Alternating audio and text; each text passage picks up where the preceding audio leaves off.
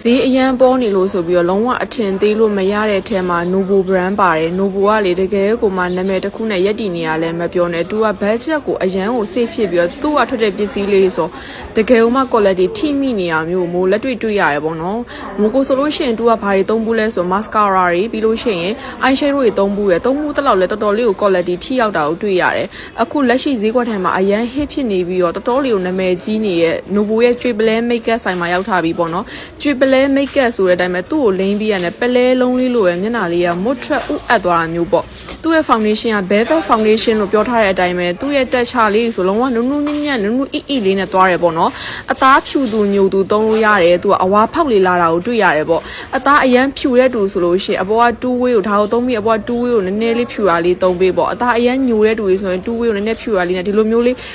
အစားထိုးပြီးသုံးလို့ရတယ်ပေါ့နော်ဒါပေမဲ့တကယ်ကိုမိုက်တာတိလာမို့ကိုအခုစမ်းပေးထားတယ်လုံးဝပုတ်ကြည့်လိုက်တဲ့အခါမှာလဲလုံးဝနုနုညံ့ညံ့လေးနဲ့အသားတွေကိုချက်ချင်းဟိုမှာအသားနဲ့တစ်ထက်ထဲကျသွားတာကိုတွေ့ရတယ်ပေါ့နော် Triple Makeup တကယ်နာမည်ကြီးရတယ်ပြောတယ် Novo ကဈေးတန်တန်လေးနဲ့ quality တကယ်ကိုမှထိမိနေတဲ့အရာတွေကိုပေးရပေါ့နော်